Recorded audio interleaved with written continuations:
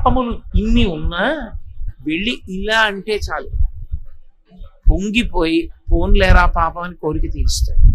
అలా తీర్చగలిగిన వాడు ఒక్కడే ఉన్నాడు. అది కూడా ఇప్పుడు మీరు ఏ కోరిక లేకుండా వెళ్ళి నమస్కారం పెట్టారనుకోండి, నమస్కారం పెడితే ఆయన మీకు కాలమునందు రాబోయేటటువంటి ఏడుపుని లెక్క కడతాడు. అరే వీడు పాపం ఫలానా కారణానికి ఏడవవలసి వస్తుందిరా, పండిపోయిన పండు రాలిపోక తప్పదు, ఏదో వయసు అయిపోయిన వాళ్ళు పడిపోవడం తప్పు కాదు, చిన్న చిన్న పిల్లలు వెళ్ళిపోకూడదు, తలుచుకు తలుచుకు పెద్దవాళ్ళు ఏడుస్తారు. అలాంటి ప్రమాదాలు ఏమైనా వస్తున్నాయేమో అని చూస్తాడు. చూసి ఆయన మీకు ఆ ఉపకారం చేశాడని కూడా మీకు తెలియదు. ఆయన అంత పెద్ద ప్రమాదాల్ని తీసేస్తాడు, ఆ పాపాన్ని కాల్చేస్తాడు. ఏం చేశారని అంటే ఓ దెబ్బ కూడా కొట్టడు, నమస్కారం పెడితే చాలు తీసేస్తాడు. అంతటి పరమకారుణికుడు శివస్వరూపాల్లో ఇక తిరుగులేని కారుణ్యమూర్తి సోమస్కంధుడు. అందుకే మీరు దక్షిణ దేశం విడితే ద్రవిడ దేశం వైపు సోమస్కంధమూర్తి యొక్క ఉత్సవమూర్తి లేకుండా అసలు శివాలయాన్ని నిర్వహణ చేయరు. సోమస్కంధుడిని ఉంచుతారు. సోమస్కంధుణ్ణి శివపరివారంలో ఎప్పుడైనా ఊరిరిగిం పెడితే తప్పకుండా సోమస్కంధుడిని తీసుకెడతారు. సోమస్కంధుడు అంటే సా ఉమా స్కంధ, పక్కన పార్వతీదేవి ఉంటుంది, పరమేశ్వరుడు ఉంటాడు. పరమశివుడి తొడ మీద కూర్చోడు, పార్వతీదేవి తొడ మీద కూర్చోడు. ఇంత బ్రహ్మజ్ఞాని అయినటువంటి సుబ్రహ్మణ్యుడు ఇద్దరి మధ్యలో చేతులెత్తి ఆడుకుంటుంటాడు. అలా సుబ్రహ్మణ్యుడు ఆడుకుంటుంటే ఇద్దరు చెరోవైపు నుంచి పట్టుకుంటారు ఆయన. అలా పట్టుకుని ఉన్న మూర్తిని సోమస్కందమూర్తి అంటారు. ఆ సోమస్కందమూర్తి ప్రతి శివాలయంలోనూ ఉండాలి. ఎందుకు ఉండాలి అంటే ఆయన పరమకారుణ్యమూర్తి. ఆయన దర్శనం చేస్తే సంతానం కలుగుతుంది, సంతానం నిలబడుతుంది. అందుకే పూర్వం ఏదైనా దేశంలో పిల్లలు ఎక్కువ మంది ఆ వ్యాధులు వచ్చి వెళ్ళిపోతుంటే సోమస్కందమూర్తిని ప్రతిష్ఠించేవారు. ఆ సోమస్కంద దర్శనం చేస్తే ఇక ఇబ్బంది రాదు. ఇప్పటికీ వెంకటాచల క్షేత్రంలో కపిల తీర్థంలో మహారాజుకి దర్శనమిస్తే నిర్మాణం చేసినటువంటి సోమస్కందమూర్తి మీకు కనపడతాడు. మీరు తమిళ దేశం వెడితే ప్రతి శివాలయంలో సోమస్కందమూర్తి ఉంటాడు. మనకి ఇటువైపు అసలు అటువంటి ఆచారం తక్కువ. సోమస్కందమూర్తి శివస్వరూపంలో అత్యంతటి కారుణ్యమూర్తి. శివస్వరూపంలో నిర్వాహకత్వంతో అమిత వేగం ఉన్నటువంటి వాడు నటరాజస్వామి. ఆయన వేగాన్ని లెక్క పెట్టడం ఎవరికీ సాధ్యం కాదు. ఆయన కదిలితే మనం తట్టుకోలేం, ఆ వేగాన్ని మనం చూడలేం.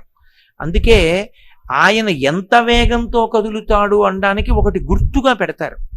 ఏమిటా గుర్తు అంటే జుత్తు రెండు వైపులా ఒకేలా ఎగురుతుంది, ఇలా ఇంత దూరం ఎగురుతుంది. ఇంత జుత్తు విరబోసుకున్నవాడు నాట్యం చేస్తూ అపారమైన వేగంతో తల ఇలా అన్నాడు అనుకోండి, ఈ జుత్తు అంతా ఇలా ఎగురుతుంది. ఇటు ఎగిరిన జుత్తు కింద పడే లోపల ఆయన మళ్ళీ ఇలా అంటాడు, అంటే ఇటు జుత్తు ఇలా ఎగురుతుంది, ఇటు జుత్తు ఇలా ఎగురుతుంది. మధ్యలో ఉన్నవాడు అంత వేగంగా కదులుతున్నాడు కాబట్టి ఉగ్రంగా ఉండడు, నవ్వుతూ ఉంటాడు. జుత్తు ఇలా రెండు వైపులకి విచ్చుకుని ఉంటుంది కెరటాల్లా. అది అమిత వేగం, పరిపాలకుడు అని గుర్తు. అందుకే నటరాజస్వామి సమస్త కళలు ఆయన యందే పర్యవసిస్తాయి. అది నటరాజ వైభవం. పూర్తి వ్యతిరేకం, ఇన్ని స్వరూపాలు ఎందులోంచి వస్తున్నాయో చెప్పేటటువంటి స్వరూపం దక్షిణామూర్తి.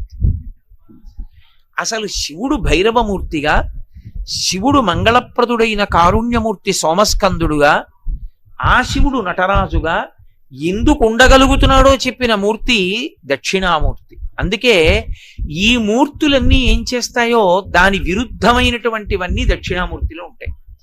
నటరాజస్వామికి ఇలా జుత్తుంటే దక్షిణామూర్తి జుత్తు ఇలా కిందకి వాలిపోయి ఉంటుంది.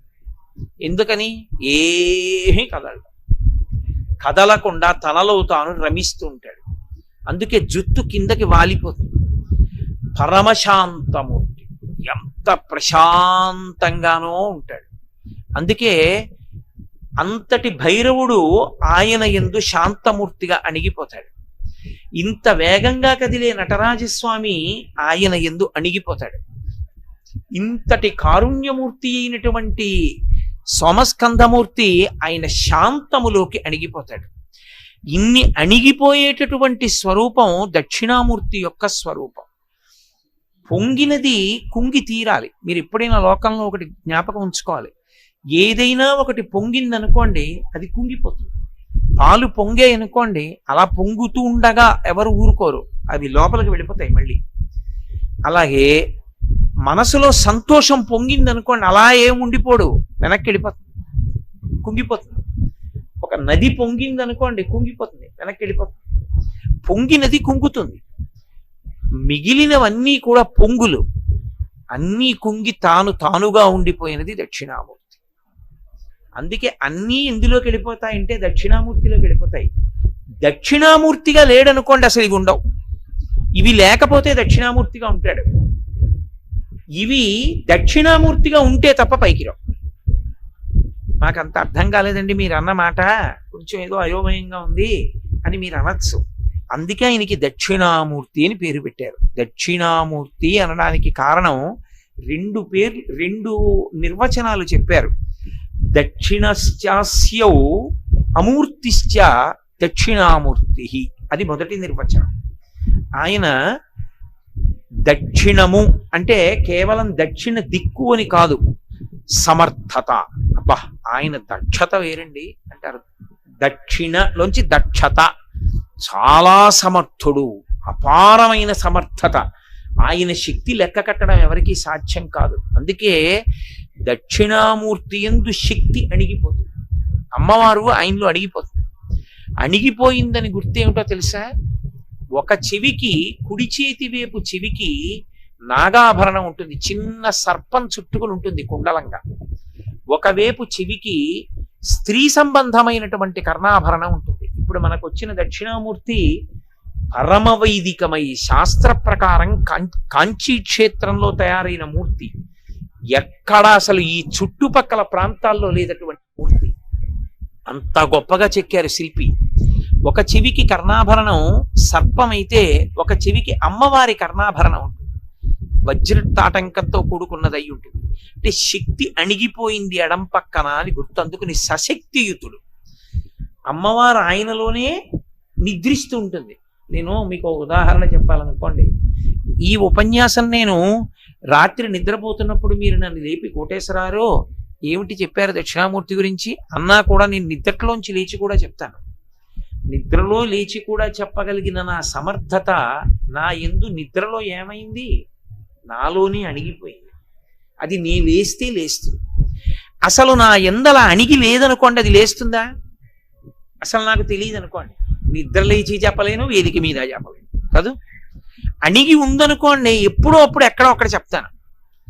ఆ అణిగి ఉండడం మిగిలిన వాటికి ఆధారం. లేస్తే ఒకప్పుడు భైరవుడు, ఒకప్పుడు కారుణ్యమూర్తి, ఒకప్పుడు నటరాజు. అసలు దక్షిణామూర్తి కాకపోతే ఇవేమీ చేయలేడు. అసలు సమర్థత లేనివాడు వేదిక ఎక్కితే ఏమిటి, ఇంట్లో కూర్చుంటాడు. ఎక్కడైతే చెప్తాడు దక్షిణామూర్తి గురించి? ఎక్కడా చెప్పలేడు. అసలు లోపలుంటే నేను ఇక్కడే చెప్పాలని ఏం లేదు. నేను ఇంట్లో కూర్చుని మజ్జిగ తాగుతూ నాకు సంతోషం వేసింది అనుకోండి, మా ఆవిడికి చెప్తాను దక్షిణామూర్తి గురించి. లోపల అణిగి ఉంది కాబట్టి అది పైకి లేస్తుంది ఎప్పుడో అప్పుడు. అసలు లోపల లేకపోతే పైకి ఎలా ఉద్భుతం అవుతుంది? దక్షిణామూర్తి యందు శక్తి అణిగి ఉంటుంది. అందుకే పైకి లేస్తే ఉన్ముఖమైతే సృష్టి చేస్తాడు, స్థితి చేస్తాడు, లయం చేస్తాడు, మూడు చేసి పరబ్రహ్మ అవుతాడు. అందుకే ఇవన్నీ నేను చేస్తున్నానని గుర్తు ఎక్కడ దొరుకుతాడంటే దక్షిణామూర్తిగా దొరుకుతాడు. అందుకే దక్షిణామూర్తి సిద్ధాంతం అవగతం చేసుకోవడానికి కొంత సమర్థత అవసరం అవుతుంది.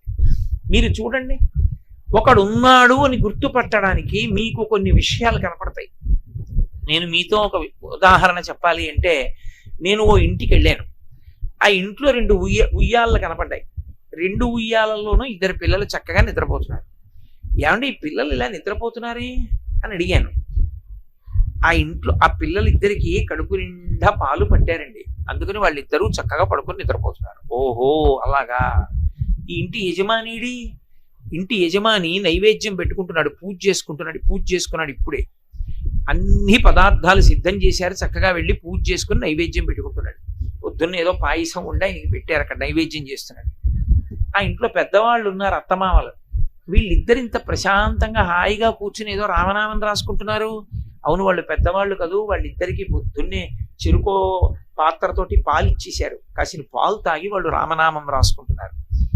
అంటే ఆ ఇంట్లో ఊయలలో ఉన్న పిల్లలకి పాలిచ్చిన వాళ్ళు, ఆ ఇంట్లో తన భర్త పూజకి వెడితే పూజకి కావలసిన సంబారాలు పెట్టి నైవేద్యానికి సిద్ధం చేసిన వాళ్ళు, వయసైపోయినటువంటి అత్తమామలకి పాలిచ్చి పలహారం ఆయన నైవేద్యం చేసి తెచ్చిన పదార్థం పెట్టే లోపల వాళ్ళ ప్రాణాలు నిలబడడానికి పాలిచ్చిన వాళ్ళు, ఆ ఇల్లు శుభ్రం చేసి ముగ్గులు పెట్టిన వాళ్ళు మీకు ఎదురుగుండా కనపడకపోయినా ఉన్నారా లేరా? వాళ్ళు ఉంటేనేనా ఇవన్నీ అయ్యాయి? దక్షిణామూర్తి అన్న మాటకు అర్థం అది. మీరు బయట చూస్తే లెక్క కనపడుతుంది, అది చేసినవాడు ఆయనలో కనపడుతుంది. అది చూస్తే తప్ప ఇది చూడడంలో ఉత్సాహం ఉండదు దక్షిణామూర్తిలో. దక్షిణామూర్తిని చూసి పొంగిపోవడం ఎందుకు వస్తుందంటే బయట చూడడం రావాలి. బయట చూడడం అంటే నేను చెప్పే కదా, ఇంటి పరిస్థితి అంతా చూసి ఇలా తల తిప్పి చూశారు. కృష్ణ భగవానుడు ఉన్నాడు గూట్లో, ఆయనకు తులసిమాల వేసేసి ఉంది, చక్క ఇల్లంతా తుడిచేసి ఉంది, ఎక్కడి వస్తువులు అక్కడ పెట్టేసి ఉన్నాయి. ఇంటి కోడలేది, అసలు ఇవన్నీ చేసిన ఆవిడేది? ఆవిడ ఎక్కడో ఏదో బట్టలు మడతెట్టుకుంటుంది, ఆవిడ కనపడలేదు. కానీ ఆవిడ ఉందా లేదా ఇవన్నీ చేసిందంటే ఇంతమంది ప్రశాంతతకి కారణం ఆవిడే, మహాతల్లి. అందుకని ఇంటిని చూసి ఇల్లాల్ని చూడండి అంటారు. ఏదండి ఆ మహాతల్లి ఒక్కసారి ఆవిడికి దండం పెట్టుకోవాలంటే అప్పుడు వస్తుంది. ఆవిడ అప్పుడు కనపడితే ఈవిడ రా తెల్లవారేటప్పటికి ఇల్లంతా ఇలా నిర్వహించిందని పొంగిపోతామా? పొంగిపోమా? అలా మీరు బయటికి వెళ్ళి చూడండి. నేను బరువు ఎత్తమంటే దీన్ని ఎత్తమన్నారనుకోండి, ఏదో కష్టం మీద మొత్తానికి ఎత్తుతాను 2 చేతులతోటి. మీరు ఒక చీమను తీసుకొచ్చి ఎత్తమన్నారనుకోండి, ఎత్తుతుందా? ఎత్తలేదు. ఓ ఏనుగుని తీసుకొచ్చి దీన్ని ఎత్తమన్నారనుకోండి, ఎత్తి 3 సందుల అవతలకి విసిరేస్తుంది. ఏనుగుకి పెట్టిన శక్తి నాకు పెట్టలేదు, నాకు పెట్టిన శక్తి చీమకి పెట్టలేదు. ఒక పురుగు ఉందనుకోండి, అప్పటికప్పుడు ఆకలేస్తే అప్పుడు తింటుంది, దాని బుర్ర అంతే. ఓ బొద్దింక ఉందనుకోండి, ఎంత ఉంటుంది ఆ బొద్దింక, అప్పుడు ఆకలేస్తే అప్పుడు వెతుక్కుని ఏదో ఎక్కడో అక్కడ ఏదో ఒకటి తింటుంది. దానికన్నా 1,000,000 రెట్లు చిన్నది చీమ, ఇంత ఉంటుంది. అది వర్షాకాలం వస్తుందని పంచదార రేణువులు జాగ్రత్తగా గోడ పక్క నుంచి తీసుకెళ్లి కన్నంలో దాచుకుంటుంది. చీమకున్న తెలివి బొద్దింకకి లేదు. చీమకి లేని తెలివి బొద్దింకకి లేని తెలివి చీమకి పెట్టినవాడు, నాకు లేని బలాన్ని ఏనుక్కి పెట్టినవాడు, సృష్టిలో ఏ ప్రాణికి లేనంత బుద్ధి వైభవం మనిషికి పెట్టినవాడు ఒకడు ఉండకపోతే ఇవన్నీ ఇలా ఎలా ఉన్నాయి? ఓ ఇంట్లోకి వెళ్ళినప్పుడు అన్నీ అలా ఉన్నాయంటే ఆ ఇంటి కోడలు ఉంది, ఆ ఇంటి కోడలు చేసిందనేనా గుర్తు? ఏనుక్కున్న బలం చీమకి లేదు, చీమకున్న బలం నాకు లేదు, చీమకున్న తెలివి బొద్దింకకి లేదు, బొద్దింకకున్న తెలివి చీమకి లేదంటే ఎవరికి ఏది ఎంత ఇవ్వాలో అంతే ఇవ్వగలిగిన వాడు ఒకడు పూర్ణంగా పుష్కలంగా తన దగ్గర ఉన్నవాడు ఉన్నాడా లేడా? ఉన్నాడు. వాడు దక్షిణామూర్తి. వాడు అమూర్తిశ్చ దక్షిణశ్చ, దక్షిణశ్చాసౌ అమూర్తిశ్చ. వాడికి మూర్తి లేదు ఆ పనులు చేసినప్పుడు. యథార్థంగా మీరు ఊహ చేస్తే, మీరు ఒక పని చేసినప్పుడల్లా కనపడుతుంది ఒక వ్యక్తి. ఇవాళ మీరు ఆ ఇంట్లో జరిగిన పనులు చూశారు, ఆవిడ ఏడప్పటికి ఇన్ని పనులు ఎలా చేస్తుందండి చూద్దాం అనుకుని వెళ్ళి వాళ్ళ ఇంట్లో తెల్లవారుజామున 4ంటికి కూర్చున్నారు, మీకు కనపడుతుంది. ఆవిడ 4 అయ్యేటప్పటికి తెల్లవారుజామున నిద్ర లేవడం, పిల్లలకి పాలు ఇచ్చేయడం, పిల్లల్ని పడుకోబెట్టేయడం, భర్తకి స్నానం చేసేసి సంధ్యావందనానికి పూజకి పెట్టేయడం, నైవేద్యానికి పెట్టేయడం, అత్తమామలకు పాలు ఇచ్చేయడం, ఇల్లు తుడి చేసుకోవడం, పూజా మందిరం సిద్ధం చేసి అన్నీ కనపడతాయి. కాబట్టి మూర్తిశ్చ మనిషి కనపడుతుంది, అమూర్తిశ్చ ఇక్కడ మనిషి కనపడ్డం చేసేస్తాడు తప్ప కనపడ్డం. ఎంత చేసేస్తాడంటే దక్షిణామూర్తి ఎక్కడ కనపడతాడని అడిగారు. అమూర్తిగా దక్షిణామూర్తి ఎక్కడ కనపడతాడో తెలుసా? ప్రతి వాళ్ళల్లో కనపడతాడు. మీకు నేను ఒక ఉదాహరణ చెప్పాలంటే, ఒక్క ఆత్మ చైతన్యము లోపల ఉంది కాబట్టి జ్ఞానేంద్రియాలన్నీ పనిచేస్తున్నాయి. కన్ను చూస్తోంది, ముక్కు వాసన చెప్తోంది, నాలుగు రుచి చెప్తోంది, చెవి శబ్దం చెప్తోంది, చర్మం స్పర్శ చెప్తోంది. చెవికి కంటికి ఉన్న దూరం, కంటికి ముక్కుకి ఉన్న దూరం కన్నా ముక్కుకి నోటికి ఉన్న దూరం చాలా చాలా తక్కువ. ముక్కుకి నోటికి అంత దగ్గరగా ఉంటాయి రెండు. ఏది ముక్కు రుచి చెప్తుందా, నాలుక వాసన చెప్తుందా? రెండు దేని పని అదే. ఒక్క అంగుళమే కదండి తేడా అన్నా, ఇక్కడ పెడితేనే తీయగా ఉందో కారంగా ఉందో చెప్తుంది, ఇక్కడ పెడితేనే మల్లె పువ్వో జాజి పువ్వో చెప్తుంది. ఒక్క అంగుళం తేడాయే కదండి. ఇక్కడ మల్లె పువ్వు పెడితే అది మల్లె పువ్వో జాజి పువ్వో నోరు చెప్పదు. ముక్కు దగ్గరికి తీసుకెళ్ళి ఒక్క అంగుళం తేడాయే కదండి, ఓ లడ్డూ పెట్టి బజ్జీ పెట్టి ఏమిటి తేడా అంటే అది చెప్పదు. ఎవరు మీకు కనపడుతున్నారు? ఈ రెండిటికి తేడా అలా ఉండేటట్టుగా నిర్మాణం చేసిన వాడు. ఒక్క విద్యుత్ శక్తే ప్రవహిస్తే ఈ ఫ్యాన్ తిరుగుతోంది, ఆ విద్యుత్ శక్తే తిరిగితే ఇది గట్టిగా నా మాట వినపడేటట్టు చేస్తోంది, ఆ విద్యుత్ శక్తికే దీపాలు వెలుగుతున్నాయి. ఆ విద్యుత్ శక్తి లేదనుకోండి ఇవేవీ పనిచేయవు. కానీ ఆ విద్యుత్ శక్తే కదండి అని చెప్పి ఆ దీపం బదులు ఫ్యాన్ని వెలగమంటే వెలగదు. ఈ ఫ్యాన్ తిరిగినట్టు లైటు గాలి. అవి ఎలా ఉంటాయో కనపడని విద్యుత్ శక్తి వీటిని ఎలా నిర్వహిస్తోందో అమూర్తిశ్చ, కనపడకుండా ఒక ఆయన ఈ జ్ఞానేంద్రియములన్నింటినీ నిర్వహిస్తున్నాడు. అదోక్షజుడు అని విష్ణుతత్వంతో పిలుస్తారు. ఇంద్రియములకు అధిష్టానమై దేని పని అదే చేసేటట్టు చేస్తూ ఉంటాడు. అంతేకాదు పెద్ద చమత్కారం ఒకటి చేస్తాడు, అసలు అమూర్తిశ్చ. అది ఆయన ఏం చేస్తాడంటే రెండు విరుద్ధమైన వాటిని కల్పిస్తాడు. రెండు విరుద్ధమైన వాటిని కల్పిస్తే తప్ప మీకు అసలు వాటి విలువలు తెలిసే అవకాశం ఉండదు. విలువ తెలియడానికి రెండు విరుద్ధమైనవి ఏర్పడాలి. ఓ ఎత్తు ఎక్కారనుకోండి, పల్లం యొక్క విలువ తెలుస్తుంది. మోటార్ సైకిల్ ఎక్కిన వాడికి ఎత్తు కష్టం తెలియదు, సైకిల్ తొక్కేవాడికి తెలుస్తుంది. ఓవర్ బ్రిడ్జ్ ఎక్కుతున్నాడు అనుకోండి, అబ్బా అని మోకాళ్ళు తొడలు నిప్పెట్టేస్తాయి తొక్కలేక. పైకి ఎక్కేసాడు అనుకోండి, అమ్మయ్యా అని ఫెడల్స్ మీద కాలేసి కూర్చుంటాడు. ఇప్పుడు అదే వేగంగా కిందకెళ్ళి ఎత్తు ఎక్కితే పల్లానికి జారిపోతాడు. పగలు ఉంది కాబట్టి పక్కన రాత్రి ఉంది, పగలు తప్ప రాత్రి లేదనుకోండి వేసవికాలం ఏమైపోతాం మనం, బ్రతకలేము. పగలు చీకటి ఉన్నాయి కనుక పగటి పూట ఉన్నటువంటి వేడి చీకటి పడ్డాక ఉండదు, చల్లగా. ఏ ఐశ్వర్యం లేకపోయినా ఓ చెట్టు కింద కూర్చుంటాడు, వెళ్ళి ఓ ఉద్యానవనంలో కూర్చుంటాడు, అమ్మయ్యా సేద తీరానండి అంటే. ఇప్పుడు పగటి వేళ కలిగినటువంటి బాధ రాత్రి వేళ పోయింది. రాత్రి బాగుంది కదండి అని రాత్రి ఒక్కటే ఉండిపోయింది అనుకోండి, బట్టలు తుక్కుంటే ఆరేస్తే బట్టలు ఆరతాయా? వస్తువులు ఎక్కడ ఏం పెట్టామో కనపడతాయా? నీళ్లు ఆవిరవుతాయా? అవవు. కాబట్టి మళ్ళీ రాత్రిగా ఉండిపోతే ఉండే కష్టాన్ని పగలు తీసేస్తుంది. ఎవరు పగలు రాత్రి ఏర్పడేట్టు చేస్తున్నాడు? ఎవరైనా కనపడి ఏమంటే రాత్రి పోయింది పగలు వచ్చేట్టు చేసేస్తున్నామని గంట కొడుతున్నాడు ఏంటి? కనపడతాడా? కనపడడు. అంటే ఒకే ఆత్మ చైతన్యము చేత జ్ఞానేంద్రియములు వేరు వేరు క్రియలు నిర్వహించేటట్టు చూడగలిగిన వాడు వ్యష్టిగా, వ్యక్తి లోపల. రెండు విరుద్ధ ప్రక్రియల చేత ఈ సృష్టిని నడిపించగలిగినటువంటి సమర్థత కలిగినటువంటి వాడు. మూడు, అందరూ పరిమితులలో ఉంటే తానొక్కడు ఏ విధమైనటువంటి పరిమితి లేని స్థితిని పొందినవాడు. మనందరికీ వికారాలు ఉన్నాయి, అవి లేనిది ఉండదు. ఏదో పుట్టుట, ఉండుట, పెరుగుట, తరుగుట, మార్పు చెందుట, నశించుట, షడ్వికారములు. ఆయన అలాంటి వికారాలు ఉండవు. ఆయనకి పుట్టడం ఉండదు, పెరగడం ఉండదు, తరగడం ఉండదు, మార్పు చెందడం ఉండదు, నశించడం ఉండదు. కాబట్టి అందరూ మార్పుకి లోనయ్యే వాళ్ళైతే ఆయన ఒక్కడే ఏ మార్పు లేకుండా శాశ్వతుడై ఉండిపోయాడు. ఇప్పుడు అన్ని జీర్ణమైపోతుంటాయి, ఆఖరికి సముద్రం కూడా తరిగిపోతుంది. సముద్రానికి కూడా లక్షణం ఉంటుంది. సముద్రం కూడా ఎప్పుడూ అలా ఉండిపోతుందని మీరు అనుకోకూడదు. సముద్రాలు కూడా తరిగిపోతాయి. సముద్రాలు ఎండిపోయిన ప్రదేశాలు కొన్ని ఉన్నాయి ప్రపంచంలో. సముద్రాలు కూడా ఇంకడం మొదలు పెడతాయి.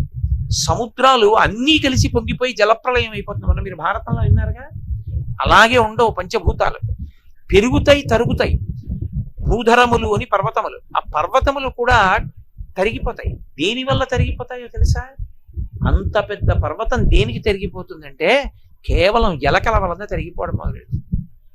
అవి పెద్ద పెద్ద కన్నాలు పెట్టేసి చేరిపోతాయి. చేరిపోతే మెల్లిమెల్లిగా మెల్లిమెల్లిగా కన్నం మీద పై బరువు దిగిపోయి ఆ మెల్లిగా మూసుకుంటుంటాయి. మూసుకుంటూ పర్వతం కిందకి దిగుతూ ఉంటుంది. దిగుతూ ఆ మట్టి తవ్వుకుపోబడి రాళ్ళు వెళ్ళిపోతుంటే పర్వతం యొక్క స్థాయి మెల్లిమెల్లిగా మెల్లిమెల్లిగా పోతుంది. కూర్చుని తింటే కొండలైనా కరిగిపోతాయంటారు మన వాళ్ళు. అలా కొండలు కూడా క్షీణత్వాన్ని పొందుతాయి. కానీ ఎప్పుడూ తాను ఎలా ఉన్నాడో అలాగే ఉండిపోయేవాడు ఒక్కడే ఉన్నాడు ఈ ప్రపంచం, వాడే పరమాత్మ. ఇప్పుడు అది ఆ మాటకు అర్థం ఏమిటంటే దక్షిణశ్చాసౌ అమూర్తిశ్చ దక్షిణామూర్తి. ఆయన ఇంతటి సమర్థత కలిగిన వాడు, ఇన్ని చేస్తున్నవాడు, ఇన్ని చేస్తూ తాను కనపడడు. ఏదో ఒక ఇంట్లో కోడలు కనపడ్డట్టు, ఏమండి ముక్కుకి వాసన చెప్పేట్టిచ్చినవాడు, నాలుగుకి రుచి చెప్పేట్టిచ్చినవాడు, నాలుక వాసన చెప్పకుండా చేసినవాడు, ముక్కు రుచి చెప్పకుండా చేసినవాడు ఎవరో నేను చూస్తానండి అంటే కనపడ్డాడు. ఆయనని చూడాలని మీరు అనుకుంటే ఎవరిని చూడాలని అడిగారు? దక్షిణామూర్తిని చూడాలి. ఎందుకో తెలుసా? ఒక్కటే కారణం, దక్షిణామూర్తి పరమ ప్రశాంతంగా ఉంటాడు. పరమ ప్రశాంతంగా ఉన్నవాడి మనసు శుద్ధిగా ఉంటుంది. కాబట్టి సమర్థతలన్నీ అణిగి ఉంటాయి. అణిగి ఉన్నాయి కాబట్టి ఆయన ఎప్పుడు ఏం చెయ్యాలనుకుంటున్నాడో అప్పుడు ఆ రూపంగా మారుతూ ఉంటాడు. అది లోక కళ్యాణం కోసం మారతాడు. అన్ని సమర్థతలు తన యందు పెట్టుకున్నాడు కాబట్టి అవసరమైతే నటరాజుగా ఉంటాడు, అవసరమైతే భైరవుడుగా ఉంటాడు, అవసరమైతే సోమస్కందుడుగా ఉంటాడు. ఇవేమీ అక్కర్లేదనుకున్నప్పుడు ఆయన యథార్థ స్వరూపం ఏమిటి అంటే దక్షిణామూర్తి. అన్ని శక్తులు తన యందే ఉంచుకుని ప్రశాంతంగా ఏ కదలిక లేకుండా తనలో తాను రమిస్తాడు. ఇప్పుడు అలా ఉంటే ఏమిటండి ప్రయోజనం అని మీరు అడగచ్చు. దక్షిణామూర్తి యొక్క స్వరూపానికి ఉన్న గొప్పతనం ఏమిటంటే, అసలు మనం మనుష్య జన్మలోకి వచ్చిన తరువాత మీరు ఏ కార్యక్రమం చెయ్యండి, అన్నిటి యొక్క ప్రయోజనము ఒక్కటే, శాంతి. నేను మీతో ఒక మాట చెప్తాను, నన్ను తప్పుగా అర్థం చేసుకోకండి. మనం ఒక పని చేస్తే అవతల వాళ్ళకి ఉపకారం జరుగుతుంది అని అనుకుంటాం. దానికన్నా ముందు ఏమవుతుందో తెలుసా? మనకి శాంతి కలుగుతుంది. ఇప్పుడు హరిప్రసాద్ గారు దక్షిణామూర్తి ధ్యాన మంటపాన్ని నిర్మాణం చేశారనుకోండి, మనం ఎంతమందిని దాన్ని సద్వినియోగం చేసుకున్నాం అన్నదాన్ని పక్కన పెట్టండి. పరమేశ్వరుడు నాకు ఐశ్వర్యం ఇచ్చినందుకు నేను ఒక మంచి పని చేశానన్న తృప్తి ఆయనకి కలిగిందా లేదా? ముందు చేసిన వాడికి ఏమొస్తుందంటే, అవతల వాడికి ఏదో చేయడం కాదు, తాను శాంతి పొందుతాడు. అసలు లోకంలో ఇది పెద్ద రహస్యం. ఎవడు ఏది చేసినా వాడు చేసినట్టుంటుంది, కానీ ఇతరులకు ఉపకారం చేసినట్టుంటుంది, కానీ అది చేయడంలో వాడికి శాంతి ఉంది. ఇప్పుడు నేను ఈ దక్షిణామూర్తి వైభవాన్ని మీకు ఎందుకు చెప్తున్నానో తెలుసా? ఈ చెప్పడంలో నాకు శాంతి ఉంది. అమ్మయ్యా, అక్కడ ప్రతిష్ఠ జరుగుతుంటే నా స్వామి గురించి 2 రోజులు చెప్పుకున్నాను, నాకు ఎంతో శాంతి ఉంటుంది. విని మీరేం పొందారో ఈశ్వరుడికి తెలియాలంతే, కానీ నాకు మాత్రం శాంతి ఉంది. అందరూ ఏమనుకుంటారంటే, పాపం కోటేశ్వరారు 2 రోజులు ఉపన్యాసాలు చెప్పారండి అంటారు. దాంట్లో నాకు కష్టం ఉంటే మీరు గుర్తుపెట్టుకోండి, అసలు నేను ఉపన్యాసాలు చెప్పలే. ఇలాంటి మంచి పనులు చేయడం కష్టం హరిప్రసాద్ గారికి అయితే ఎవడు చేస్తాడు? ఎందుకు వచ్చింది అనుకుంటే ఆయన చేయలేరు. ఆ చేయడంలో శాంతి ఉంటే వాడు చేయగలుగుతాడు. ఏది చేస్తే ఎవడికి శాంతి కలుగుతోంది అన్న దాన్ని బట్టి వాడికి ఈశ్వరుడు అనుగ్రహం ఎంత ఉందో తెలుస్తుంది. ఒకడికి నిష్కారణంగా అవతల వాడిని కొడితే శాంతి పొందాడు అనుకోండి, వాడి ఎందు రాక్షసత్వం ఉంది, ఈశ్వరానుగ్రహం లేదు.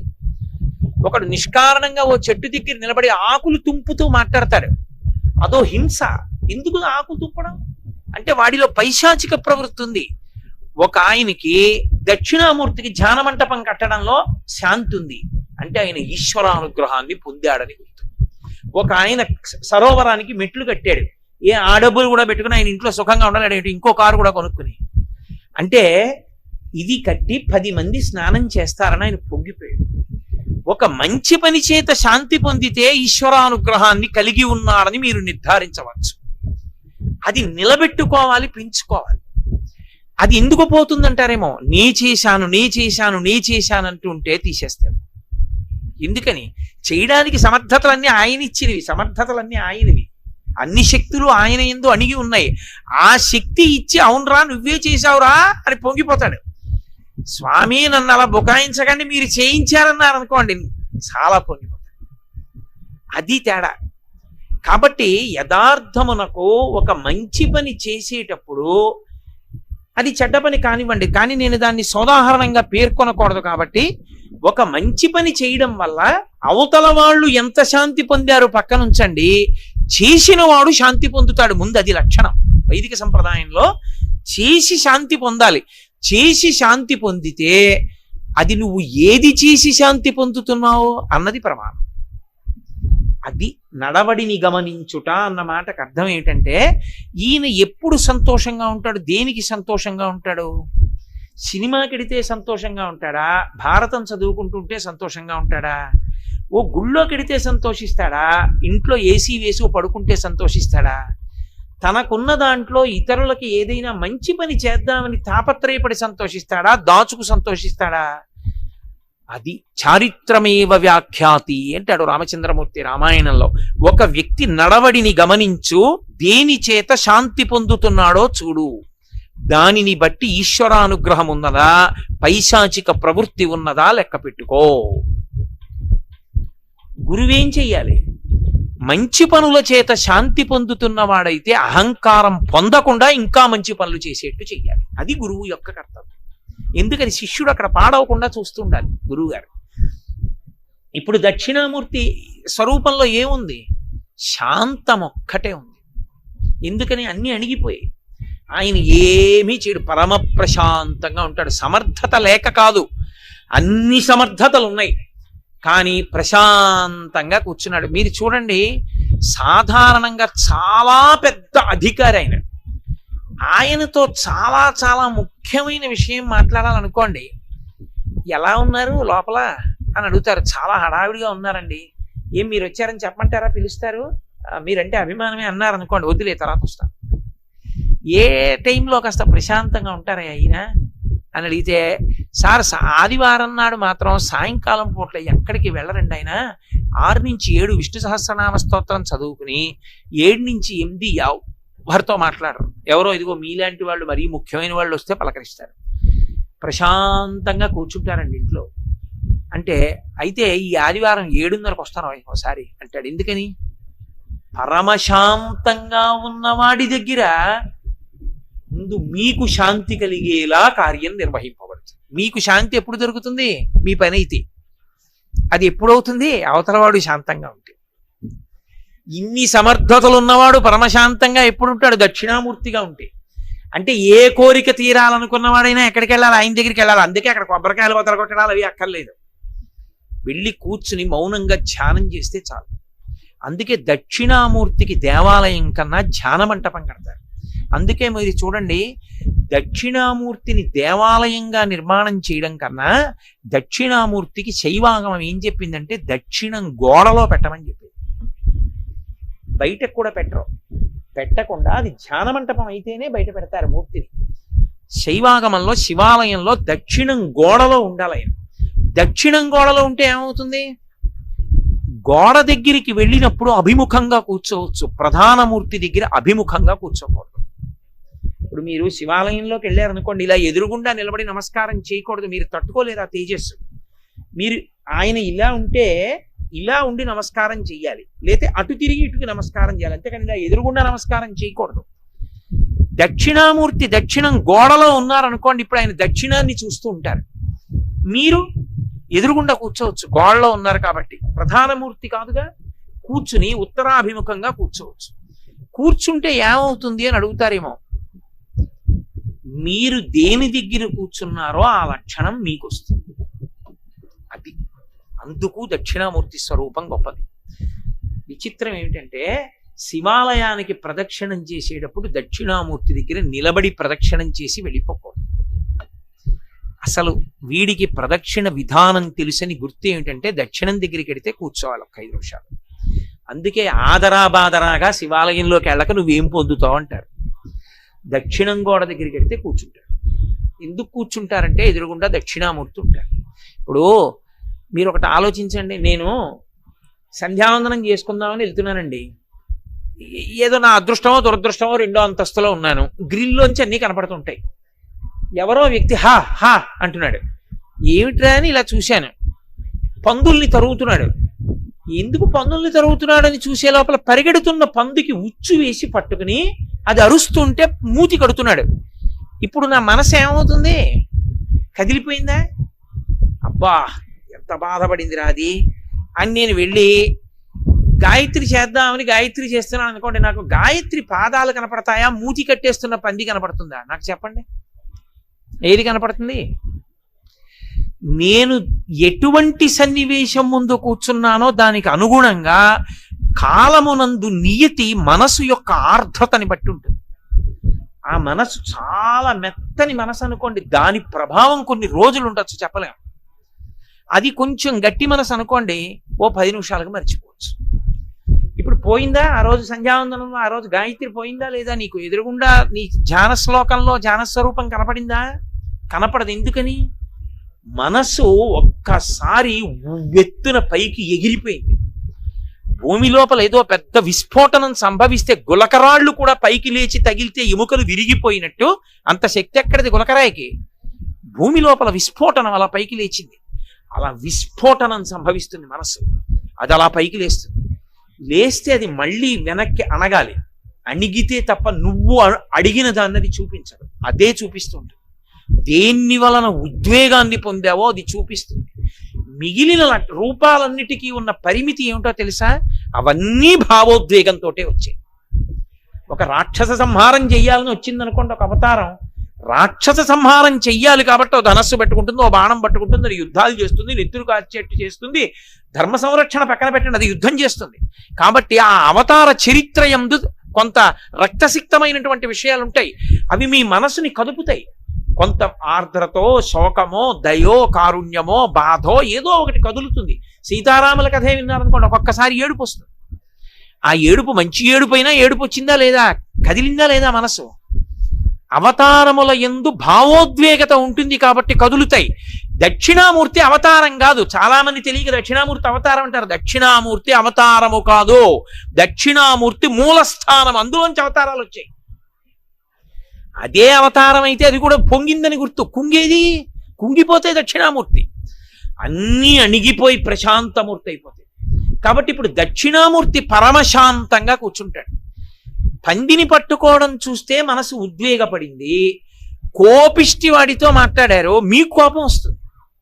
మీరు చాలా కోపంలో ఉన్నవాడి దగ్గరికి వెళ్ళాడు అనుకోండి, అయిన దానికి కాని దానికి గట్టిగా మాట్లాడతాడు. 10 నిమిషాలు మాట్లాడాక మీకు కోపం ఏటడే అర్థం లేకుండా అలా మాట్లాడతారు. మీరు నేను ఎలా మాట్లాడతాను, మీరు ఎలా మాట్లాడుతున్నారు అంటారు. మీరు మీకు కోపం వస్తుంది. కోపిష్టి వాడి దగ్గరికి వెడితే మీకు కోపం వస్తుంది. రమించి పాట పాడుతున్నవాడు ఉన్నాడు అనుకోండి, మీకు సంతోషం కలుగుతుంది. ఎక్కువ హాస్యమాడివాడి దగ్గర కూర్చున్నారు అనుకోండి, మీకు నవ్వు వస్తుంది. శాంతంగా ఉన్నవాడి దగ్గర కూర్చున్నారు అనుకోండి, మీరు శాంతంగా ఉంటారు. కాదు, అసలు మనుష్య జన్మకి సార్థక్యతే శాంతి అయినప్పుడు. అది ఉంటే తప్ప అసలు ఏవీ పండవు. శాంతము లేక సౌఖ్యము లేదు సారసాదళ నయన. అన్నీ అణగడం కోసమే అన్ని ప్రక్రియలు. దేనికి జపం? మనసు అణగడానికి. పూజ ఎందుకు? మనసు అణగడానికి. పాట ఎందుకు? మనసు అణగడానికి. ప్రవచనం వినడం ఎందుకు? మనసు అణగడానికి. పుస్తకం చదువుకోవడం ఎందుకు? మనసు అణగడానికి. ఇవన్నీ నీ ప్రయత్నం లేకుండా అక్కడ కూర్చో అణిగిపోతాయి. అందుకే దక్షిణామూర్తికి ధ్యాన మంటపమే కడతారు తప్ప దేవాలయం కట్టారనుకోండి మళ్ళీ అల్లరి మొదలు. ఎందుకని? అక్కడ కూడా కొబ్బరికాయ పట్టుకొస్తే ఢామ్మ నా కొబ్బరికాయ కొట్టాలి. అక్కడి నుంచి దాన్ని నైవేద్యం పెట్టాలి. ఓ షోడశోపచార పూజ, అభిషేకం, దానికి నీరాజనం, మంత్రపుష్పం, అక్కడికి వచ్చి ఓ పూజ చేయించుకునేవాడు.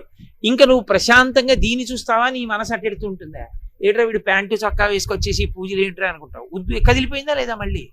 అందుకే దక్షిణామూర్తి దగ్గరికి వెళితే ధ్యాన మంటపం కడతారు. ధ్యాన మంటపం అంటే ఏంటంటే అక్కడ ఇంకా మాట మాట్లాడరు. బయటి గోడ ఏది ఉందో అక్కడి నుంచి మాట్లాడడం మానేయాలి. అలా మాట్లాడారనుకోండి, లోపలికి వెళ్ళి ఆ మూర్తి వైభవాన్ని పాడు చేసిన వాళ్ళు అవుతారు. ఆయనకి చిరాకు వస్తుంది. కాబట్టి బయట గోడ దగ్గర నుంచి మౌనం, ఏమీ మాట్లాడకుండా లోపలికి వెళ్ళి కూర్చుంటాడు. ఇప్పుడు మీరు మాట్లాడకుండా కూర్చుంటే సగం భావాలు తమంత తాము అడిగిపోతాయి. మాట్లాడలేదు కదా, గొడవకు అవకాశం లేదు. ఇక ప్రశాంతంగా ఉంటాడు. ఇప్పుడు ప్రశాంతంగా ఉన్న దాని మీద మనసుని దక్షిణామూర్తి వైపుకి తిప్పారనుకోండి, ఎదురుగుండా ఉన్న మూర్తి వంక చూశారనుకోండి, ఆయన వీరాసనం, ఆయన కాలు మీద కాలు పెట్టుకున్న తీరు, ఆయన పట్టినటువంటి ముద్రలు, ఆయన చెవులు, ఆభరణాలు, చిన్న చిరునవ్వు, ఆ ప్రశాంతత, దాని వంక మీరు అలా చూస్తున్నారనుకోండి, మీకు తెలియకుండానే మీ మనస్సు ఎంతో ప్రశాంతపడుతుంది. అంత ప్రశాంతపడగానే మీ రక్తం యొక్క వేగం నియంత్రింపబడుతుంది, హృదయ స్పందన నియంత్రింపబడుతుంది, ఎన్నో అనారోగ్యాలు తగ్గుతాయి. లోపల ప్రశాంతపడి పైకొచ్చారు కాబట్టి మంచి ఆలోచనలు వస్తాయి. అందుకే సమస్త కటాక్షములకు ఆలవాల మీది అంటే దక్షిణామూర్తియే. అందుకే పెద్దవాళ్ళు ఒక మాట చెప్తారు, నీ జీవితం పండాలి అంటే నీకు పూజ వచ్చా రాదా వదిలేయి, నీకు వేదం తెలుసా తెలీదా వదిలిపెట్టేసేయి, నువ్వు ఉపనిషత్తులు చదువుకున్నావా చదువుకోలేదా వదిలిపెట్టేయి, రామాయణ భారత భాగవతాలు తెలుసుకున్నావా లేదా వదిలిపెట్టేయి, దక్షిణామూర్తి యొక్క మూర్తిని చూస్తూ కూర్చోవడం నేర్చుకో, అదొక్కటి నేర్చుకో చాలు, ఏమక్కర్లేదు. ఇంకా దక్షిణామూర్తిని పెట్టుకుని రోజు కాసేపు ఆయన్ని చూస్తే చాలు. మీకు నేను ఇంకా విచిత్రమైన విషయం చెప్పనా, చంటి పిల్లలు కొంచెం కొంచెం పెరిగి పెద్దవాళ్ళు అవుతున్నప్పుడు ఇంట్లో అందమైన దక్షిణామూర్తి విగ్రహం ఉండి, విగ్రహం అంటే ఫోటో కనీసం ఉండి, పిల్లలు కాసేపు దాని వంక చూడడం అలవాటైతే మీరు చూడండి, నేను యథార్థం చెప్తున్న, పెద్దలు నిర్ణయం చేసింది, వాళ్ళు కళ్ళు తిప్పి ఆడుకుంటూ ఆడుకుంటూ పాకడం కూర్చోవడం వచ్చినప్పుడు చూసినప్పుడు వాళ్ళు నిశ్చలంగా కాసేపు ఇలా దక్షిణామూర్తి వంకే చూస్తారు. పిల్లలు చిన్నతనంలో దక్షిణామూర్తి వంక అలా ఎదురుగుండా కూర్చుని చూస్తే 2 ఫలితాలు వస్తాయి. అపమృత్యు దోషం పోతుంది, సరస్వతి కటాక్షం కలుగుతుంది. అందుకే అసలు ఇంట దక్షిణామూర్తి ఫోటో లేని ఇల్లు ఉండరాదు. అంత మంగళప్రదమూర్తి ఎవరు అంటే దక్షిణామూర్తియే. అటువంటి దక్షిణామూర్తి అంతటి వైభవం కలిగినటువంటి స్వామి కనుక ఆయన గురించి చెప్తూ ఏమన్నారంటే, అయ్యా ఆయన మూర్తి స్వరూపంలో లేనివాడు, కానీ ఇవన్నీ నిర్వహిస్తున్న వాణ్ణి చూడాలని నువ్వు తాపత్రయపడ్డావు కనుక నీకు ఎదురుగుండా అలా కనపడుతున్నాడు. ఇప్పుడు ఆయన గురించి చెప్పేటటువంటి శ్లోకం ప్రారంభం చేస్తూనే చిత్రం అంటూ మొదలెట్టారు. అలా శ్లోకం ఎక్కడా ప్రారంభం కాల. ఈశ్వరుడి స్తోత్రం, ఈశ్వరుడికి సంబంధించిన ధ్యాన శ్లోకం, అలా మొదలైన శ్లోకం ఒక్క దక్షిణామూర్తికే ఉంది. చిత్రం అని మొదలెట్టారు. చిత్రం అంటే అబ్బా చాలా ఆశ్చర్యం అని. ఏమిటి ఆశ్చర్యం, ఏమిటి ఆశ్చర్యమో నువ్వు ఆ శ్లోకం అర్థమైతే నీకు తెలుస్తుంది. అప్పుడు నీకు దాన్ని చూడాలని కుతూహలం పుడుతుంది. లోకంలో ఆశ్చర్యం అన్నాను అనుకోండి, నేను మీకు చూడాలనిపిస్తుంది. మీకు తెలుసా, నేను మీకు ఒక విషయం చెప్తాను, మీరు తెల్లబోతారు. నేను ఒక సరోవరం చూశాను. ఆ సరోవరంలో నీళ్లలోంచి ఎప్పుడు అగ్ని జ్వాలలు పైకొస్తూ ఉంటాయి. ఎంత విచిత్రం అంటే, మనం ఒకవేళ ఆ సరోవరంలో స్నానం చేస్తూ అగ్ని జ్వాలల్లోంచి అలా బయటికి వచ్చినా ఒళ్ళు కాలదు. ఎంత ఆశ్చర్యం అని నేను అన్నాను అనుకోండి. నేను వేదిక దిగిపోయాక మీరు ఏమంటారు, ఏమంటే అది ఎక్కడుందండి అని అడుగుతారా అడగరా? ఆశ్చర్యం అని అనగానే చూడాలని కుతూహలం కాదు. అలా ఎందుకు మొదలెట్టారు శ్లోకాన్నంటే, అది ఏమిటో తెలుసుకోవాలని కుతూహలం కలిగితే పనికి మాలిన కుతూహలాల వల్ల పాడైన వాడు ఈ కుతూహలం వల్ల బాగుపడతాడు. ఎందుకంటే లోకంలో అన్నీ చెడ్డవే కావు, కొన్ని మంచి ఉంటాయి. ఆయన ఎప్పుడూ దేవుడి గురించి ఏడుస్తుంటాడన్నాను అనుకోండి, మంచి ఏడుపు కాదు. ఎప్పుడూ దేవుడి గురించి ఏడుస్తున్నాడంటే మంచిదే. ఎప్పుడూ పెళ్ళం గురించి ఏడుస్తుంటాడండి అన్నాను అనుకోండి, వాడి కర్మ అంటాడు కాదు. దేని గురించి ఏడుస్తున్నాడు ప్రధానం, ఏడవడం ప్రధానం కాదు. దేని గురించి ఏడుస్తున్నాడో అది గొప్పది. ఎప్పుడు ఏ మంచి పని చేద్దామా అని ఏడుస్తుంటాడండి ఆయన అన్నారు అనుకోండి, మహానుభావుడండి అని దండం పెడతారు. ఎప్పుడు ఎవడది ఏమి ఎత్తుకుపోదామా అని ఏడుస్తుంటాడండి అన్నారు అనుకోండి, చీ దుర్మార్గుడు, వాడు ఎప్పుడు ఏ సమయంలో బయట కనపడతాడో చెప్పండి అంటే అంటారు. అవునా కదా? ఏడవడం కాదు, దేని కొరకు ఏడుస్తున్నాడు గొప్ప. కామం ఉండడం తప్పు కాదు, దేని మీద కామం ఉంది ప్రధానం. కేవలం లౌకిక విషయముల మీద కామం అనుకోండి, ఆయన పూజనీయుడు కాడు. భగవత్కామం అనుకోండి, భగవంతుని యందు కోరికున్నవాడు అనుకోండి, పూజనీయుడు కాదు. కామం తప్పనకూడదు, ఏ కామం అని అడగాలి, అప్పుడు తప్పో ఒప్పో చెప్పాలి. అంతేగాని ఆయనకి విశేషమైన కామం అండి అన్నాను అనుకోండి, చీ దుర్మార్గుడు అనేకూడదు. ఆయనది భగవత్కామం అయితే నువ్వు లెంపలేసుకోవాలి. మళ్ళీ ఎందుకు వచ్చింది? ఏ కామం అని అడగాలి. కాబట్టి కోరిక ఉండడం తప్పు కాదు, ఏడవడం తప్పు కాదు. దేని మీద కోరిక, దేని మీద ఏడుపు, అది తెలుసుకుని చెప్పాలి. చిత్రం, కుతూహలం. చిత్రం అనగానే ఆశ్చర్యం. అబ్బా ఎంత ఆశ్చర్యం అండి అని మొదలైంది శ్లోకం. అనగానే మీరు ఇప్పుడు ఏమనాలి? అదొకటే నేను చెప్పా, శ్లోకం వదిలేశాను అనుకోండి. ఏమన్నా బాబు ఆ శ్లోకం చెప్పండి, అది ఏమిటో, అది ఏమిటి చిత్రం, ఏమిటి ఆశ్చర్యం అంటే, మనకి లోకంలో పాడవడానికి కారణం ఏమిటంటే ఆశ్చర్యం అన్న మాటే పాడు చేసేయడానికి కారణం. మీరు బాగా గమనించాలి సుమా, నేను వేదాంత సంబంధమైన విషయాన్ని చాలా తేలిక భాషలోకి తర్జుమా చేసి మాట్లాడుతున్నాను. మీరు ఎప్పుడైనా చూడండి, ఇది నీకు అనవసరం అన్నారనుకోండి, అదే తెలుసుకునే ప్రయత్నం చేస్తాడు. లోకంలో పాడైపోవడానికి కారణం అక్కడే ఉంటుంది. ఈ వయసులో నీకు ఇది అనవసరం అని మీరు అన్నారనుకోండి, వాడు అదే తెలుసుకోవాలని చూస్తాడు. ఒరే నీకు ఎప్పుడు ఏది అవసరమో నాకు తెలుసు, అప్పుడు నేను నీకు సమకూరుస్తానన్న తండ్రి మాట విని కుతూహలాన్ని చంపేసుకున్నాడు అనుకోండి. మా నాన్నగారు ఏది చూడమన్నారో, ఏది వినమన్నారో, ఏది చదవమన్నారో, ఏది చెయ్యమన్నారో అదే చేస్తానన్నాడు అనుకోండి, బాగుపడిపోయాడా లేదా? అక్కర్లేని వాటి మీద కుతూహలమే కదా మనిషిని పాడు చేసేది. ఇప్పుడు ఆ కుతూహలాన్ని తిప్పాలి, ఇంకొక వైపుకి తిప్పాలి. దేని వైపుకి తిప్పితే బాగుపడతాడో అటు వైపుకి తిప్పాలి. వీడికి ఎలాగో అలవాటు ఉంది, ఏదైనా ఆశ్చర్యం అంటే ఏమిటండి అది అంటుంటాడు. అందుకని అలా మొదలెట్టారు. ఏమిటండి అది అంటాడేమో, అన్న తర్వాత తెలుసుకుంటాడేమో, తెలుసుకుని చూడడానికి ఎడతాడేమో, విడితే బాగుపడతాడు. కాబట్టి చిత్రం ఏమిటి? వటతరోర్మూలే వృద్ధా శిష్య గురుర్యువా గురోస్తు మౌనం వ్యాఖ్యానం శిష్యాస్తు చిన్న సంశయా. దక్షిణామూర్తి అన్న మాట వాడలేదు, వాడకుండా చెప్తున్నారు శ్లోకం. చిత్రం ఆశ్చర్యం. ఏమిటి ఆశ్చర్యం? వటతరోర్మూలే, ఇది ఆశ్చర్యం. వటతరువు అంటే, వట అన్న మాటకు అర్థం ఏంటంటే మర్రి చెట్టు, మర్రి అని. తరువు అంటే చెట్టు, మూలే అంటే దాని మొదట్లో. మర్రి చెట్టు మొదట్లో కూర్చున్నాడు. మర్రి చెట్టు మొదట్లో కూర్చుంటే అంత ఆశ్చర్యం ఏంటి? ఏ మర్రి చెట్టు మొదట్లో కూర్చోరా? మర్రి చెట్టు ఉంటుందా? లేకపోతే దానికి అంత గొప్పగా మాట్లాడడం ఎందుకు? ఋషి మాట్లాడాడు అంటే ఏదో అర్థం ఉంది అని గుర్తు, లేకుండా మాట్లాడడం. ఇన్ని చెట్లుంటే దక్షిణామూర్తి అన్ని వదిలేసి అశ్వత్థ వృక్షం ఉందిగా, రావి చెట్టు కింద కూర్చోవడం మానేసి మర్రి చెట్టు కింద ఎందుకు కూర్చున్నాడు? దాన్ని జాగ్రత్తగా తెలుసుకోవాలి. వట అన్న మాటకి సంస్కృతంలో అర్థం ఏమిటంటే వటవృక్షము అన్నదానికి ఒక లక్షణం ఉంటుంది. ప్రపంచంలో అన్ని జీవులు కూడా చేతితో నోటితో నీళ్లు తాగుతాయి. చేతులున్నవన్నీ చేతితో పట్టుకు తాగుతాయి, ప్రధానంగా నోటితో తాగుతాయి. కాళ్ళ ద్వారా నీళ్లు తాగేవి ఏవి ఉండవు. కాళ్ళతో నీళ్లు తాగుతుందండి, దాహం వేస్తే నీళ్లలో కాళ్ళెట్టి పీల్చుకునేవి ఏవి ఉండవు. కింద నుంచి పైకి లాగవు, పైనుంచి కిందకు వదులుతాయి నీటిని. ఒక్క చెట్లు మాత్రం కింద నుంచి పైకి లాగుతాయి, పాదాల్లోంచి నీటిని తలకెక్కించుకుంటాయి, వేళ్లల్లోంచి పైకి కదా ఎక్కుతాయి. అసలు చెట్టే విచిత్రం. సృష్టిలో చెట్టు చాలా విచిత్రం. ఎందుకో తెలుసా? అది పాదాలతో నీళ్లు లాగుతుంది. పాదాలతో నీళ్లు లాగడం ఒక ఎత్తు అయితే ఎక్కడానికి ఉపయోగపడుతుంది. ఎత్తు ఎక్కడానికి ఉపయోగపడేది ఏదంటే లోకంలో తనంత తాను ఏర్పడింది చెట్టు ఒకటే.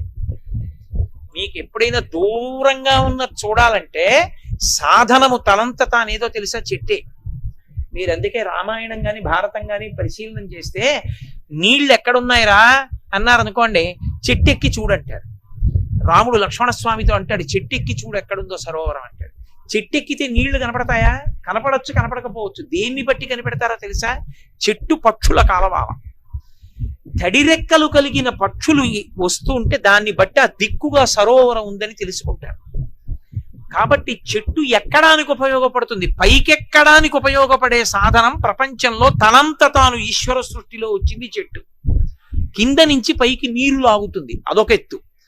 వట అన్న శబ్దానికి అర్థం ఏమిటంటే ఎంత ఎండలోంచి వచ్చినా నీడనివ్వగలిగినదై ఉంటుంది. అలా ఎందుకు ఇస్తుందో తెలుసా? వటవృక్ష ఛాయ యందు విశ్రాంతి పొందినాడు అంటారు. బాటసారులందరూ మర్రి చెట్టు దగ్గరికి వెడితే సద్యన్నపు మూట విప్పుకుని తింటారు, రావి చెట్టు కింద తినరు. ఎందుకో తెలుసా? రావి చెట్టు కింద తినకపోవడానికి ఒక కారణం ఉంది. రావి చెట్టు చప్పుడు ఎక్కువ చేస్తుంది. మీరు ఎప్పుడైనా చూడండి, చిన్న గాలి వేసింది అనుకోండి, మీరు ఏ వేప చెట్టు దగ్గర, కుంకుడి చెట్టు దగ్గర, మామిడి చెట్టు దగ్గర కళ్ళు మూసుకు కూర్చున్నారనుకోండి, గాలి వేస్తే పెద్ద చప్పుడు ఉండదు. రావి చెట్టు దగ్గర కూర్చోండి, తుఫాన్ వచ్చినట్టు ఉంటుంది. అంత గలగల గలగల కదులుతాయి ఆకులు. మర్రి చెట్టు ఉందనుకోండి, మర్రి చెట్టు ఇచ్చినంత నీడ ఇక ఏ చెట్టు ఇవ్వదు ప్రపంచం. ఒక్క మర్రి చెట్టుకే సాధ్యం. కారణం ఏమిటో తెలుసా? తన మూలాన్ని తానే కమ్ముకుంటుంది గుండ్రంగా. అది ఒక్క మర్రి చెట్టుకే శాఖా విస్తరణ. అది మిగిలిన అన్ని చెట్లు కూడా మొదలు నశించిందనుకోండి, ఏ కారణం చేతనైనా కూడా, కొన్ని కొన్ని కారణాలకి మొదళ్ళు పోతాయి చెట్లకి. ఎందుకు పోతాయంటే చెట్టుకి తొర్ర వస్తుంది ముందు. ఆ కాండంలో పెద్ద కాండం అయిన తర్వాత కాండంలో తొర్ర వస్తుంది, తొర్రలో పుచ్చు వస్తుంది, పుచ్చులో విరిగిపోయిన కర్ర మొక్కలన్నీ పడతాయి. ఈ దుర్మార్గులైన వాళ్ళు ఏం చేస్తుంటారంటే తీసుకెళ్లి తొర్రలోకి తీసుకెళ్లి కొన్ని వస్తువులు దాస్తూ ఉంటారు. ఏ పని మీదో వెడుతూ ఆ తొర్రలోకి తీసుకెళ్లి అగ్గిపెట్టి అవి పెడుతూ ఉంటారు. ఎవడో ఒక దుర్మార్గుడు పొరపాటున ఒక నిప్పు రవ్వను అందులో పడేశాడు అనుకోండి తొర్రలో, ఆ చెట్టు పరిస్థితి ఎలా ఉంటుందో తెలుసా? కడుపు నిప్పితో ఊగిపోతూ పైన పెద్దవాళ్లతో మాట్లాడుతున్న వ్యక్తి ఎలా ఉంటాడో అలా ఉంటాడు. అది లోపల కాలిపోతుంటుంది, పైకి పచ్చగా కనపడదు. ఆ తొర్ర కాలిపోయింది అనుకోండి కొన్నాళ్ళకి, ఆ చెట్టు చచ్చిపోతుంది, ఇక నీరు పైకి ఎక్కదు, అందుకని పైన అంతా ఎండిపోతుంది. అలా ఒక మొదలు కాలిపోతే మరణించని ఏకైక చెట్టు మర్రి చెట్టు ఒకటే. మర్రి చెట్టుకు అలా చావు రాదు. ఎందుకో తెలుసా? అది ఆకాశంలోంచి వేళ్లు దింపుతుంది. కొమ్మ ఇలా వెళ్ళింది అనుకోండి, ఇలా వెడితే అక్కడ ఒక వేరు దింపుతుంది, చెట్టులోంచి వేరు వస్తుంది. అన్నిటికీ భూమిలోనే వేళ్ళు ఉంటాయి, ఇంకా పైకి ఇలా ఎక్కవు. ఒక్క మర్రి చెట్టుకి పైనుంచి కిందకి దిగుతాయి, దిగి అవి భూమిలోకి వెళ్ళిపోతాయి. వెళ్ళిపోయి దాన్ని అవే పెనవేసుకుని మళ్ళీ పెద్ద కొమ్మలాగా నిలబడిన స్తంభంలా తయారైపోతాయి. ఇవి నీళ్లు లాగేస్తాయి, లాగేసి కొమ్మకి ఇచ్చేస్తాయి. అందుకే ఇక్కడికి పోయిందనుకోండి, అక్కడ అలాగే మళ్ళీ బతికేసి మళ్ళీ ఆధారం వీళ్ళు దింపేస్తాయి. అందుకే ఒకసారి మర్రి చెట్టు పుట్టిందా ఇక ఆ మర్రి చెట్టుకి చావు ఉండదు. రెండు, మర్రి చెట్టు తన చుట్టూ తాను విస్తరించుకుని వెళ్ళిపోతుంది. ఏం బుద్ధినే అన్నాడు ఋషి అనుకోకండి. వట తరు అన్న రెండు మాటలు వేశాడు అంటే దానికి అంత గూఢమైనటువంటి అర్థం పెట్టి వేశాడు ఆయన. రెండు, మీరు ఒక మార్గాన్ని నిర్మాణం చేసి దాని పక్కన మర్రి చెట్టు వేశారనుకోండి, కొన్నాళ్ల తర్వాత ఇంకా మార్గాన్ని మూసేస్తుంది. మార్గాన్ని మూసే లక్షణం ఉన్న చెట్టు మర్రి చెట్టు. ఎందుకో తెలుసా? అది కొమ్మ అలా వెళ్ళి మార్గం నిర్మాణం చేశాం కదండి, ఒక 6 నెలలు పోయిన తర్వాత మళ్ళీ చక్క వాహనం మీద ఇటు ఎడదాం అనుకున్నారు అనుకోండి, అది కొమ్మ పెంచి మధ్యలోకి ఊడ దింపుతుంది. ఊడ దింపేస్తే ఊడ భూమిలోకి వెళ్ళిపోయి అడ్డంగా పెరుగుతుంది. అప్పుడు ఇంకా వాహనం వెళ్ళదు.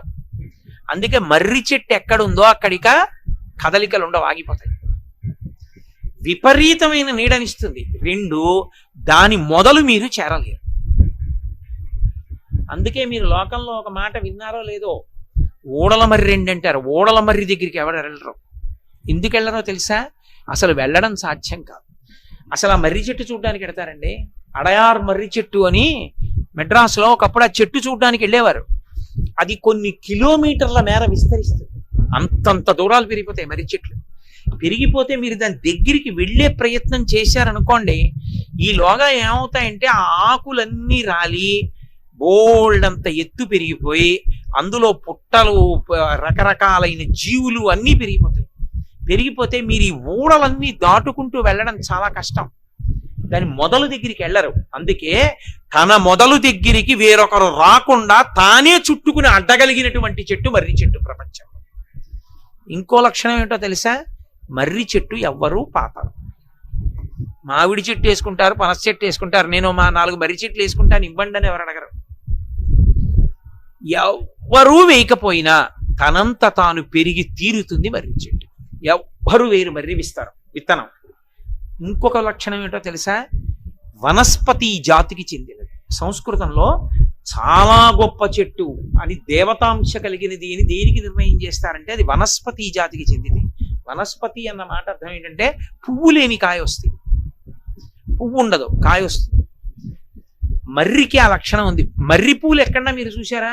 మర్రి పూలు ఉండవు, మర్రి కాయలు ఉంటాయి. ఎక్కడ పడుతుందో తెలియదు. శంకరాచార్యుల వారంతటి వారు దీన్నే వాడారు. చిన్న కాయలో ఉన్న చిన్న గింజ పడి అంత పెద్ద చెట్టు అన్ని ఆధార ఊళ్లతో నిర్మించుకుని పైకి లేచిపోతుంది, పెద్దదైపోతుంది. ఎవ్వరూ వేయకుండా తనంత తానే పెరుగుతుంది. అది ఒకసారి పెరిగితే దానికి చావు లేదు. ఒక తొర్ర పోయినా, ఒక మొదలు పోయినా వేరొక ఊడ దానికి మొదలు, అది అలా ఉంటుంది. రెండు, ఇంకా ఆశ్చర్యం ఏంటంటే భూమి మీద కాలెట్టకుండా ప్రయాణం చేయడానికి మర్రి చెట్టు ఆధారం. పూర్వం వెళ్ళేవారు, ఊడలు పట్టుకుని ఊగుతూ వెళ్ళిపోతారు. వెళ్ళిపోతే అది అంతంత దూరం పెడతారు, భూమి తగలదు, తగలకుండా పెడతారు. ఇప్పుడు ఈ లక్షణాలు పరమాత్మకు అన్వయం చెయ్యండి. ఎందుకుంటాడో వటవృక్షం దగ్గరే. వట అంటే నీడని బాగా ఇస్తుందని కదా నేను మనవి చేశాను.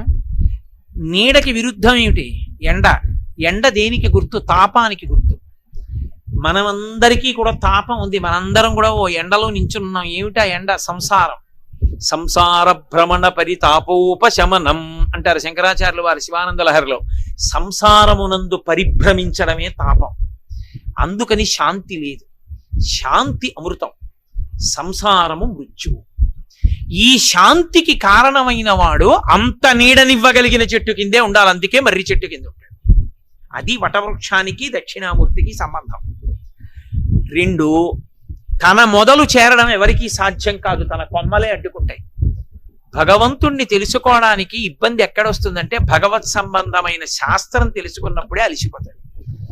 అమ్మో, ఈ ఉపనిషత్తులు ఏమిటి, వేదం ఏమిటి, స్వరూపం ఏమిటి, లక్షణం ఏమిటి, అపరోక్షానుభూతి ఏమిటి, పరోక్షానుభూతి ఏమిటి, ఇవన్నీ ఎప్పటికి తెలుస్తాయి, ఎప్పుడు అనుష్ఠానం చేస్తాం, ఎప్పుడు తెలుసుకుంటామని వడలిపోయా అబ్బా అనిపిస్తుంది. పరమేశ్వరుణ్ణి చేరడానికి పరమేశ్వరుడికి సంబంధించిన శాస్త్రాలే బడలిపోయేటట్టు చేసినట్టు మర్రి చెట్టు మొదలు చేరడానికి మర్రి ఊడలే అడ్డొస్తాయి. దారులు మూస్తుంది మర్రి చెట్టు, అటు ఇటు తిరగడాన్ని, పరిభ్రమణాన్ని ఆప్ చేస్తుంది ఆ మర్రి చెట్టు. ఈశ్వరుడి వైపుకి నడుపుతుంది.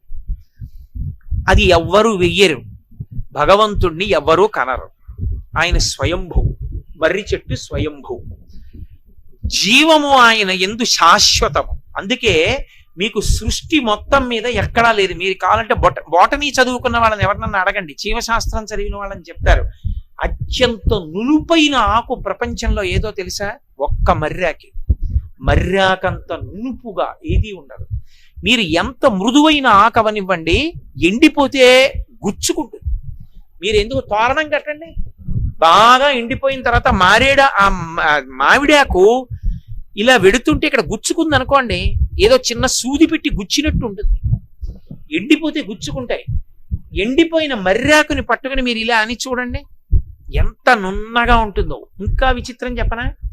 ఎండిపోయిన మర్రాకు తీసుకుని నీళ్లు చల్లండి, కాసేపటికి ఆకుపచ్చగా అయిపోతుంది. జీవాన్ని అంత నిలబెట్టుకుంటుంది. పరమేశ్వరుణ్ణి మీరు ఎన్ని రకాలైనటువంటి వేద విరుద్ధమైన విశ్వాసములు ప్రచారం చేయనివ్వండి, సనాతన ధర్మము చేత ప్రతిపాదింపబడినటువంటి పరమాత్మ స్వరూపము ఎండినట్టు కనపడుతుందేమో కానీ శంకరుల వంటి మహాపురుషులు వచ్చి నీళ్లు చల్లితే చిగురిస్తుంది. దానికి మరణం లేదు, అది పరబ్రహ్మము. పరబ్రహ్మానికి మారు పేరు మర్రి చెట్టు. అందుకే వటవృక్షము యొక్క నీడన విశ్రాంతి పొందాడంటారు. పరమేశ్వరుని యొక్క పాదముల దగ్గర ఎవడైనా విశ్రాంతి పొందుతాడు. ఆ చెట్టు దగ్గరికి ఎడితే చాలు చల్లతనం. లోకంలో పరమేశ్వరుడికి పర్యాయపదం ఏది అంటే చెట్టు ఒక్కటే. ఎందుకో తెలుసా? రామాయణం అంతటి దాంట్లో లక్ష్మణస్వామి ఒక మాట చెప్తారు, నివాస వృక్ష సాధూనాం ఆపన్నానాం పరాగతి ఆర్తానాం సంశ్రయశ్చైవ యశశ్చైక భాజనం అంటారు. భయం నుంచి రక్షించేది చుట్టుపక్కల ఎవరూ లేనప్పుడు చెట్టు ఒక్కటే. ఎక్కడో పెద్ద పులి ఎరిచింది, ఎవరు లేరు పక్కన, చెట్టు ఎక్కేస్తాడు అంతే.